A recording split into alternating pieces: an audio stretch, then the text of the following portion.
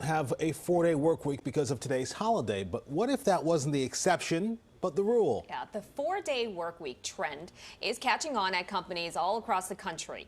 E-commerce startup Bolt making the switch after employees said it made them more productive. Now, it also improved working conditions, eliminated unnecessary meetings, and the company's staff more than doubled. Now, there's even some legislation in Congress to reduce standard working hours from 40 to 32 hours a week for the same pay.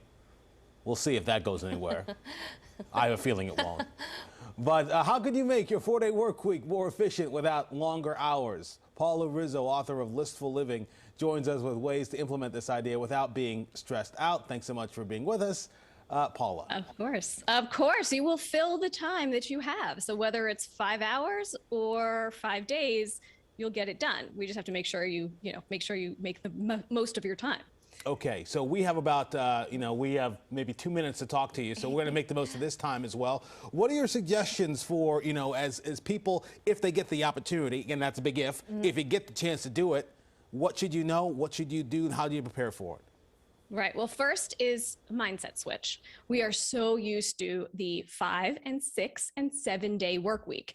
To condense it is a different mindset. So first off, you have to do that. Second, you really need to push into your own personal productivity style. And that's something that I talk a lot about in my book, Listful Living, where you don't have to be a morning person if you're not a morning person, unless you work in TV news, and then you have to be, right, if you work on a morning show. But to be able to really notice yourself and see when do you work best during the day, and then batch the tasks that you're doing at those specific times. So if you're more efficient in the afternoon, batch a whole bunch of things that are going to take you extra time to do at that time of day.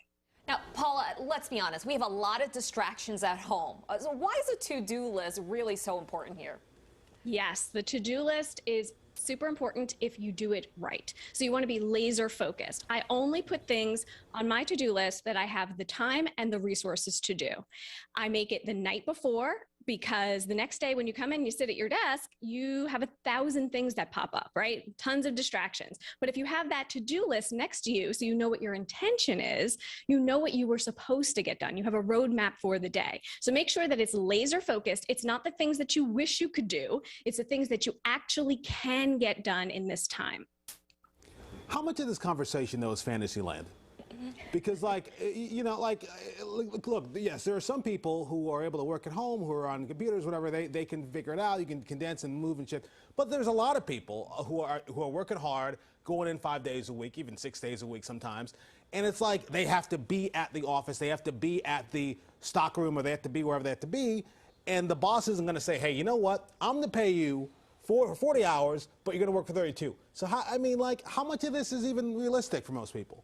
Look, you work in TV news. If you're given 5 minutes to do a story, you get that story done, right? So whether you're able to actually decide how long things take you, you can really make sure that you try. Time yourself. I was a TV news producer for a long time, so I love to time myself to see how long does a task actually take. And you know what? You'll be really surprised, because something that you think might take you 5 hours actually will really just take 15 minutes. It's the focus that really is what will help you. So, whether you need music to get things done, or you have to figure out what your own personal productivity style is to get yourself into that mode to be laser focused and actually get things done. All right, it's all about time management then. Okay, and finally, Yes. You say that communication is also key. Explain a little more. Okay, so if you have a 4-day work week and no one else that you're working with does, you need to tell them that you have a 4-day work week, because then they'll understand and they'll know what you're doing and what days you're doing it. So they won't expect for you to get back to them on a Friday, because they know that that's the day that you're not there. So this manages everyone's expectations. All right, Paula Rizzo, I hope your optimism can shift to the employers all over the world and all over the country. Because I got to tell you, there's a lot of employers right now, they're like, you're going to show up. You're not getting any extra time off. You're not staying home an extra day. We need you, period, end of story. But hey. You'd be surprised. Okay. Productivity. All right. Skyrockets. Okay, there we go. Paula, thank you. Thanks so much for the time. Appreciate it.